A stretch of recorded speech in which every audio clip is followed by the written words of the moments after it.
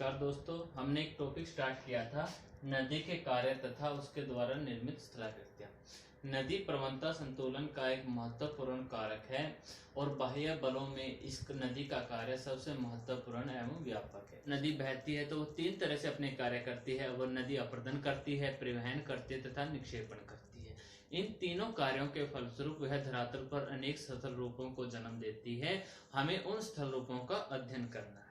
पिछली वीडियो के अंदर हमने देखा था कि जहां से नदी उद्गमित होती है, जहां से नदी का ओरिजिन होता है, वहां से लेकर वो क्या है धीरे धीरे धीरे अपने मुहाने तक बहती है। यहां तक पहुंचते पहुंचते वो तीन तरह के कार्य करती है। अपरदन करती है नदी, परिवहन करती है तथा निक्षेपण करती है। यानी कि वो इरोजन भी करती है, ट्रांसपोर्टेशन भी करती है और डिपोजिशन भी करती है। इन तीनों कार्यों के फलस्वरूप वह धरातल पर अनेक तरह के स्थल रूपों को जन्म देती है और कहीं पर अपरदन क्रिया ज्यादा है और कहीं पर क्या है निक्षेपण क्रिया ज्यादा है। तो उसी के आधार पर हमने यहाँ की स्थलाकृतियों को अध्ययन के लिए तीन भागों में बांट लेते हैं। नदी घाटी के ऊपरी भाग में बनने वाली स्थलाकृतियां, नदी घाटी के मध्यवर्ती भाग में बनने वाली स्थलाकृतियां और नदी घाटी के निचले भाग में बनने वाली स्थलाकृतियां। यानी युवावस्था के अंदर बनने वाली स्थलाकृतियां, प्रौढ़ावस्था के अंदर बनने वाली स्थलाकृतियां और क्या है वृद्धावस्था के अंदर बनने वाली स्थलाकृतियां। युवावस्था में क्या होता है, नदी का ढाल तीव्र होता है, नदी का वेग तीव्र होता है, जिसके कारण क्या है नदी अपरदन क्रिया ज्यादा करती है और निक्षेपण क्रिया कम करती है। इसके फलस्वरूप वह क्या है अपनी घाटी को ज्यादा गहरा करती जाती है, यानी कि वर्टिकल इरोजन ज्यादा करती है और जो सा हमारा पार्श्विक या लैटरल इरोजन होता है वो कम करती है। जिसके फलस्वरूप हमने क्या देखा था कि यहाँ पर कौन कौन सी स्थलाकृतियों का निर्माण होता है, वी शेप वैली का निर्माण होता है, गहरे गहरे गार्ज या महाखंडों का निर्माण होता है, या क्या है आई शेप, यानी कितनी गहरी घाटियां हो जाती है कि वो आई शेप ले लेती है, और कैनियन यानी कि कैनियन का निर्माण होता है, पानी ऊपर से गिरता है, वाटरफॉल का निर्माण होता है, पानी ऐसे उछल उछल कर आगे की तरफ बह रहा है, रैपिड्स का निर्माण होता है, कहीं कहीं पर क्या है पानी के गिरने के कारण क्या है गड्ढे बन जाते हैं, तो वहां पर क्या है प्लंग पूल या पोर्ट होल्स का निर्माण होता है। और नदी क्या है पर्वतों में से क्या है बल खाती हुई बहती है, अंतर्ग्रंथित प्रक्षेप या इंटरलॉकिंग स्पोर्स का निर्माण होता है। इतना सब हमने क्या है पिछली वीडियो के अंदर पढ़ लिया था। आज हम बात करेंगे नदी की प्रौढ़ावस्था या उसकी नदी घाटी के मध्यवर्ती भाग में बनने वाली स्थलाकृतियों के बारे में। पर्वत श्रेणी से जैसे ही नदी उतरकर क्या है मैदानी हिस्सों में बहना स्टार्ट होती है, तो यहाँ से उसका क्या है मध्यवर्ती भाग स्टार्ट हो जाता है। इस अवस्था को हम इसकी प्रौढ़ावस्था बोलते हैं। यहाँ तक नदी का क्या है वेग काफी तीव्र था क्योंकि ढाल तीव्र है। यहाँ पर क्या है ढाल अति मंद हो जाता है, जिसके कारण क्या है नदी का वेग कम हो जाता है। यहाँ पर वेग कम होने के कारण क्या है नदी अब क्या है पार्श्विक या क्षैतिज अपरदन करना स्टार्ट कर देती है। यहाँ पर क्या हो रहा था नदी वर्टिकल इरोजन कर रही थी, जब अपनी घाटी को ज्यादा गहरा करती जा रही थी, लेकिन यहाँ पर क्या है घाटियां चौड़ी होना भी क्या है स्टार्ट कर देती है। तो सबसे पहले जो सी यहाँ पर स्थलाकृति का निर्माण होता है वो है जलोढ़ पंख।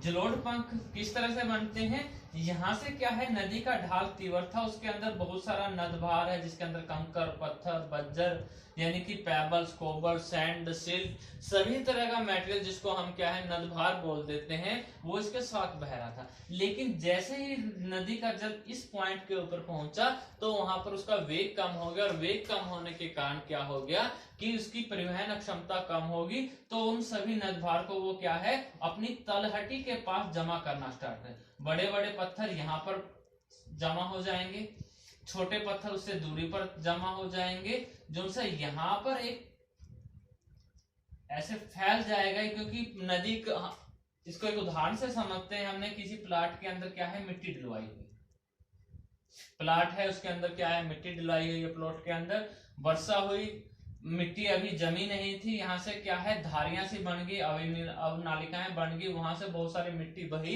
और वो कहां पर जमा हो जाएगी, जहां से हमने जहां क्या है समतल मैदान से ऊपरी हिस्सा था, तो बहुत सारी मिट्टी क्या है यहाँ पर आकर क्या है ऐसे फैल जाएगी, नीचे आकर क्या है अलग अलग दिशाओं में पंखाकार शेप के अंदर फैल जाती है, यानी कि जो सी यहाँ पर ऐसे फैल गई है।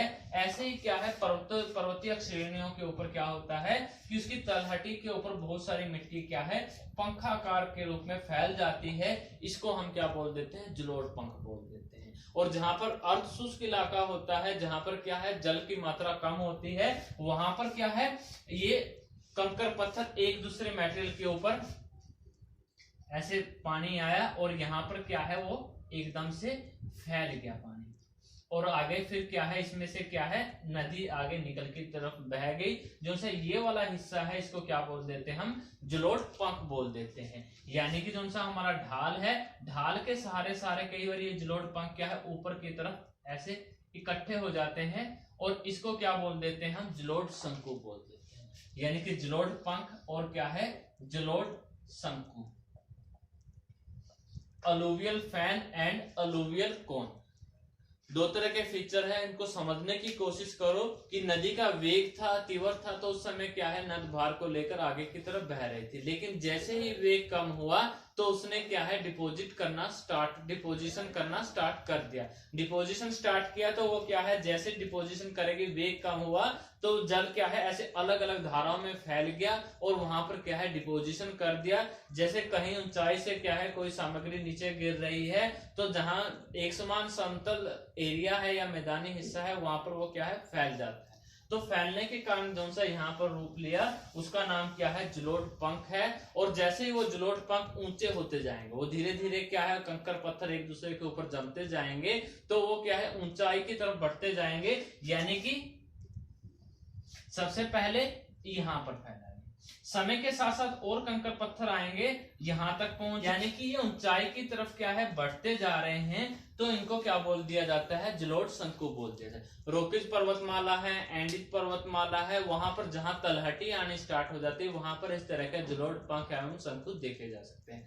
अपने इंडिया के अंदर या भारत के अंदर हिमालय पर्वत की जो सी तलहटी यानी कि शिवालिक रेंज के पास जहां से सारी नदियां हमारे पर्वतीय इलाके को छोड़कर मैदानी हिस्से में एंटर करती है वहां पर क्या है हम जलोढ़ पंख और जलोढ़ शंकुओं को आराम से देख सकते हैं। और वहां पर भारत में हम उनको क्या बोल देते हैं भाबर बोल देते हैं, जो हमने क्या है भारत के भूगोल के अंतर्गत पढ़ा था। भारत के भूगोल के अंतर्गत हमने पढ़ा था नदी से लेकर तीस्ता नदी तक की हमारी जो सी हिमालय पर्वतमाला है उसकी सिंधु नदी से लेकर तीस्ता नदी तक एक बेल्ट ऐसी है जो क्या है 8 से 16 किलोमीटर चौड़ी है और यहाँ पर आकर बड़े बड़े कंकर पत्थरों का जमाव है और यहाँ पर आकर क्या है नदियां लुप्त हो जाती।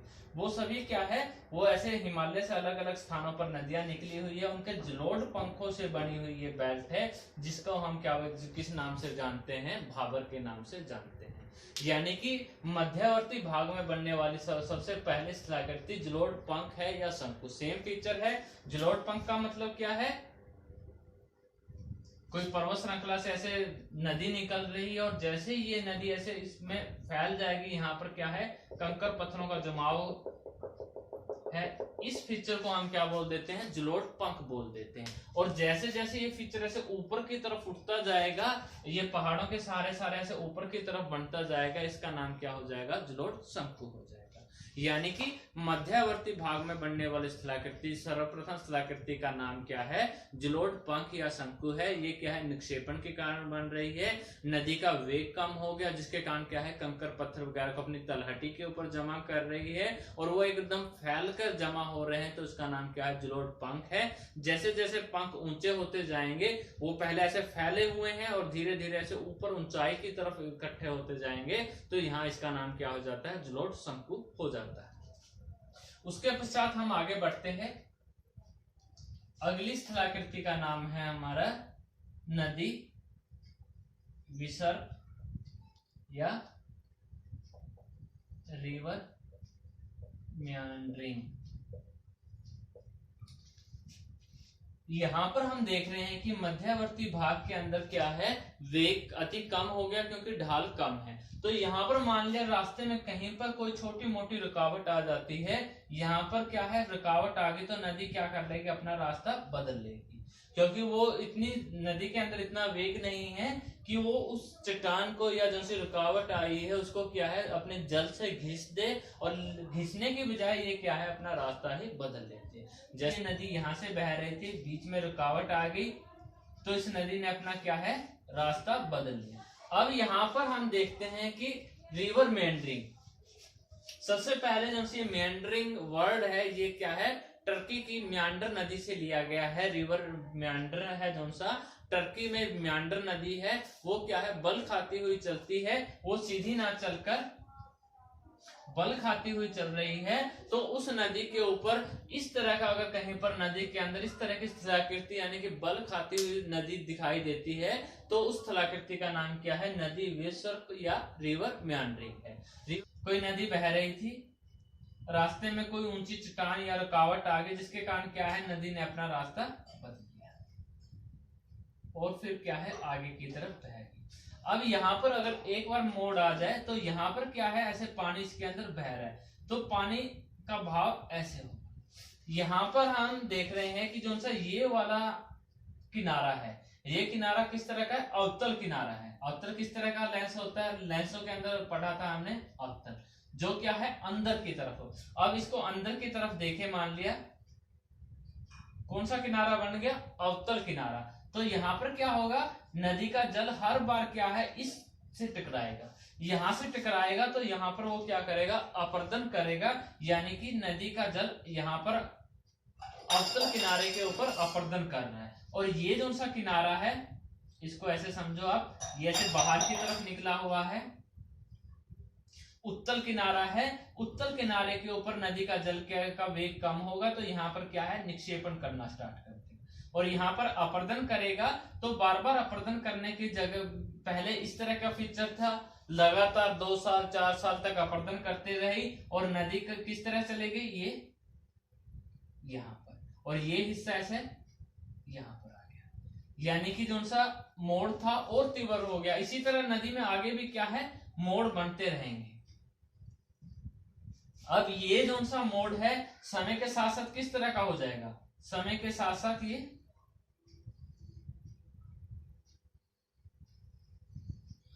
यही मोड़ था, समय के साथ साथ बार बार इस किनारे के ऊपर यानी कि अवतल किनारे के ऊपर क्या है अपरदन करता जा रहा है।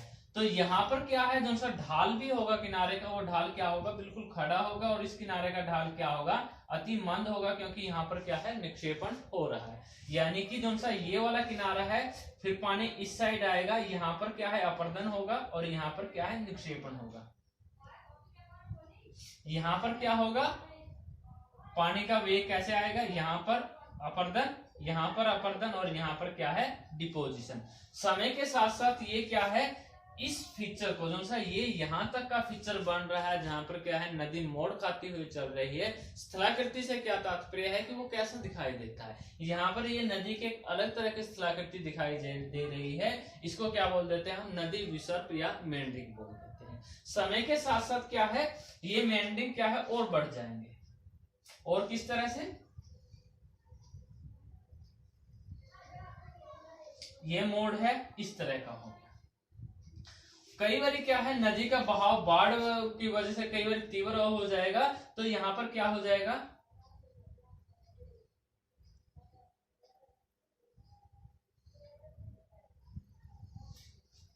यानी कि समय के साथ साथ ये 1 नंबर है, ये 2 नंबर है, ये 3 नंबर है और ये क्या है 4 नंबर।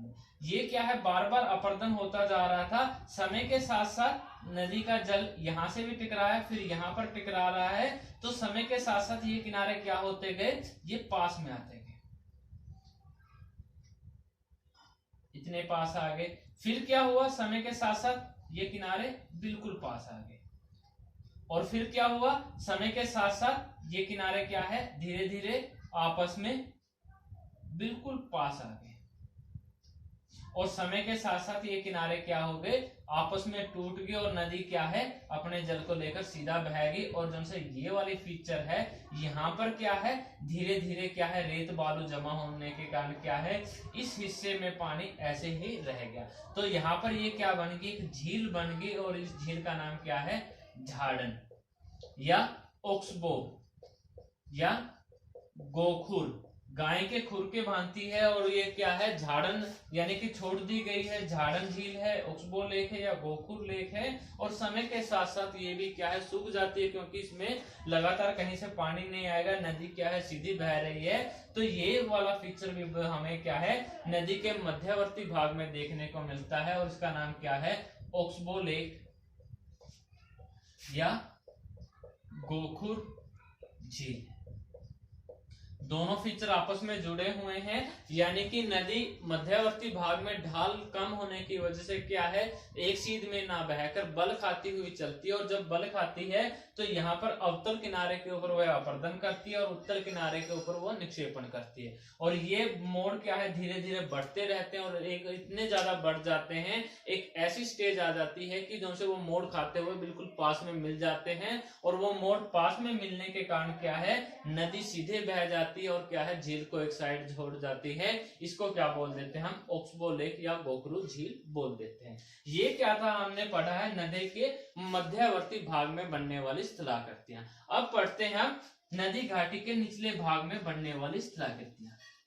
अब पढ़ेंगे हम वृद्धा अवस्था या नदी घाटी के निचले भाग में बनने वाली स्थलाकृतियां। यहाँ पर हमने देखा कि घाटियां क्या है गहरी होती जा रही है। यहाँ पर हमने देखा कि घाटी गहरी होने के साथ साथ क्या है चौड़ी भी होती जा रही है, यानी कि घाटियां क्या है गहरी और चौड़ाई दोनों साथ साथ हो रही है, अपर्दन भी हो रहा है और क्या है निक्षेपण भी हो रहा है। यानी इस भाग में हमने क्या पढ़ा था कि यहाँ पर क्या है अपर्दन ज्यादा होता है और वो क्या है वर्टिकल इरोजन होता है। मध्यवर्ती भाग के अंदर क्या होता है कि वर्टिकल इरोजन के साथ साथ हॉरिजॉन्टल इरोजन या लैटरल इरोजन या ऊर्ध्वाधर अपर्दन के साथ साथ पार्श्विक अपर्दन भी होता है। इस भाग में पहुंचते हुए यानी कि जो इसकी वृद्धा अवस्था है ओल्ड एज आ गई, ओल्ड एज आ गई। ओल्ड एज के अंदर क्या है नदी के अंदर अपर्दन करने की क्षमता नहीं रहती, अब वो सिर्फ क्या है परिवहन तथा निक्षेपण ही करती है। यानी कि इस अवस्था के अंदर नदी अपर्दन नहीं करती, सिर्फ निक्षेपण ही करती है और क्या है परिवहन करती है। यहाँ पर सबसे पहले बनने वाली जो सी स्थलाकृति है उसका नाम क्या है गुम्फित, गुम्फित नदी या ब्रेडेड रिवर या ब्रेडेड चैनल हम इसको। ये क्या होता है कि जो से हमारी ये नदी बह रही है यहाँ पर ढाल कम है, ढाल कम होने के कारण क्या है जिनसे उसके अंदर नदभार बह रहा है, छोटे छोटे कण बह रहे हैं, मिट्टी के हैं, रेत के हैं, बालू के हैं, जिसको हम सिल्ट क्ले बोल देते हैं। वो क्या है वो अपने बीच मार्ग में यानी कि जो सी हमारी नदी बह रही है यहाँ पर थोड़ा सा इस हिस्से को हम थोड़ा सा बड़ा करके देखते हैं ताकि हमें समझ में आ जाए कि जो सी हमारी नदी बह रही थी उसके बीच में ही वो क्या है अपने बालू के रेत के कणों को क्या है इकट्ठा करना स्टार्ट कर देते हैं। यहाँ पर वो इकट्ठा करते हैं तो यहाँ पर क्या है जल कोई इस साइड से बह रहा है, कोई जल उसका इस साइड से बह रहा है। तो इस तरह की जो सी हमें स्थलाकृति दिखाई देती है उसको हम गुम्फित नदी या ब्रेडेड चैनल बोल देते हैं। ब्रह्मपुत्र नदी है असम के आसपास गुम्फित नदी या ब्रेडेड रिवर हो जाती है। वो क्या है अपने रास्ते के बीच में ही क्या है बालू या मिट्टी का के जमाव का निक्षेप करना स्टार्ट कर देती है, निक्षेपण करना स्टार्ट कर देती है। तो ये गुम्फित नदी थी। उसके बाद आता है हमारा बाढ़ का मैदान, एक ये फीचर है। उसके पश्चात फ्लड प्लेन या बाढ़ का मैदान। अभी हम क्या देख रहे थे, हम लॉन्गिट्यूडनल प्रोफाइल देख रहे थे नदी की। लॉन्गिट्यूडनल यानी कि दूर से वो नदी किस तरह से दिखाई दे रही है। अगर हम नदी को सामने से देखें, सामने से नदी क्या है, थोड़ा सा इसको साफ कर लेते हैं। इसमें से क्या है नदी का हम नदी के बिल्कुल सामने खड़े हैं और नदी को कैसे देख रहे हैं, उसके अंदर से पानी बह रहा है। जब वर्षा ऋतु होती है, वर्षा ऋतु में क्या है, इसका पानी जो सा इस यहाँ तक बह रहा है, यहाँ तक ना बह के इसका ओवरफ्लो होने के कारण वो क्या है, दूसरे हिस्सों में भी क्या है, फैल जाता है। जो सा उसका साइडों में हिस्सों में ये पानी फैला है, जब ये पानी क्या है नदी घाटी को छोड़कर उसकी साइडों में भी फैल गया, तो यहाँ पर जो सा ये साइडों के अंदर फैला हुआ है, यहाँ पर क्या है, जो से नदी के साथ मिट्टी के कण बह रहे हैं वो यहाँ पर क्या है, डिपॉजिट कर देंगे। और यहाँ पर डिपॉजिट करने के कारण जो सा हमारा यहाँ पर मैदान बन रहा है, इस मैदान का क्या नाम है, जो सा ये दोनों साइड बन रहा है, इस मैदान का नाम क्या है, बाढ़ का मैदान। बाढ़ का मैदान जो सा हमारा खाद्य रीजन है, यानी कि हर साल नई मिट्टी बिछ जाती है, वो यही है कि जो से नदी के अंदर पानी बह रहा है वो ओवरफ्लो हो जाता है वर्षा ऋतु में। ओवरफ्लो होने के कारण क्या है, जो से उसके तट है, उन तटों को पार करके वो क्या है, बाहर आ जाता है, और बाहर आने के कारण क्या है, दोनों साइड बिछ जाता है। इसीलिए हर बार बोलते हैं कि जहां पर हर साल नई मिट्टी बिछ जाती है उसको हम क्या बोलते हैं, खादर या नए बाढ़ के मैदान बोल देते हैं। अब ये बाढ़ के मैदान, ये जो सा हमारा फीचर है, इस फीचर का नाम क्या है, जो सा ये लैंडफॉर्म है, इसका नाम है फ्लड प्लेन या बाढ़ का मैदान। उसके बाद नेक्स्ट फीचर पर आते हैं कि वर्षा ऋतु है, वर्षा ऋतु खत्म हो गई और अब नदी के अंदर जो सा पानी पीछे से आ रहा है पर्वतीय क्षेत्रों से, वो कम हो गया। जब वो कम हो जाएगा तो यही पानी जो सा उसका साइडों के अंदर फैला हुआ है वो वापिस लौटना स्टार्ट करेगा, वापिस आ रहा है। तो जो से उसके तट थे, तो वो तट क्या है, धीरे धीरे क्या है और ऊंचे हो जाएंगे, क्योंकि वो पानी जब इसके यहाँ से इस साइड ग्रेशन कर रहा है, तो यहाँ पर क्या है, थोड़े थोड़े रेत के कणों को क्या है, यहाँ पर पानी पहुंचेगा तो यहाँ पर वेग कम हो जाएगा, क्योंकि यहाँ पर क्या है, नीचे फ्रिक्शन हो रहा है, घर्षण हो रहा है। तो ये तट क्या है, धीरे धीरे ऊपर की तरफ उठेंगे, और जो से ये तट है थोड़े थोड़े से ऊपर उठ जाते हैं और नदी के पानी से ऊपर चले जाते हैं, क्योंकि बाढ़ का पानी भी सूख गया और पानी समय के साथ साथ नदी में भी पानी कम हो गया। तो जो से ये वाला फीचर है, इस फीचर का नाम क्या है, प्राकृतिक तटबंध। प्राकृतिक तटबंध या नेचुरल लीव्स, यानी कि प्राकृतिक तटबंध या नेचुरल लीव्स है। तो ये यहाँ पर इस फीचर बन गया, इसको हम बोलते हैं प्रकृति ने बना है, प्राकृतिक है, तटों के ऊपर बंध बने हुए हैं। समय के साथ साथ ये क्या है, ऊंचे होते चले जाते हैं। कई बार इतने ऊंचे हो जाते हैं कि जैसे बाढ़ के मैदानों में लोग बस रहे हैं, घर वगैरह, उनकी छतों से ऊपर भी ये चले जाते हैं। इन तटबंधों को हम पक्के भी कर देते हैं ताकि समय के साथ साथ आने वाली बाढ़ को रोका जा सके।